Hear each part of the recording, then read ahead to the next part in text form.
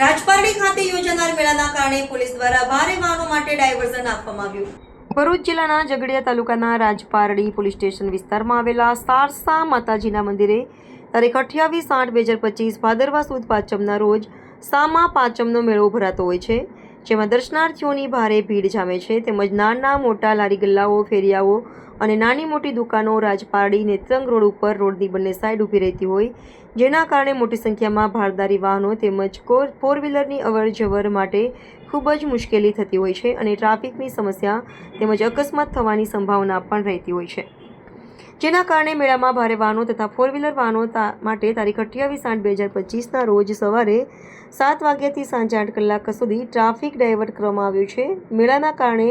નેત્રંગ રાજપારડી રસ્તો બંધ થવાથી વૈકલ્પિક વ્યવસ્થા તરીકે જાહેરનામામાં જણાવેલ રસ્તાનો ઉપયોગ કરવાનો રહેશે. રૂટની વાત કરીએ તો નેત્રંગ તરફથી આવતા વાહનોએ માલજીપરા બસ સ્ટેન્ડથી આમોદ થઈ જીએમડીસી લિગ્નાઇટ પ્રોજેક્ટ જીએમડીસી ફાટક રાજપારડીથી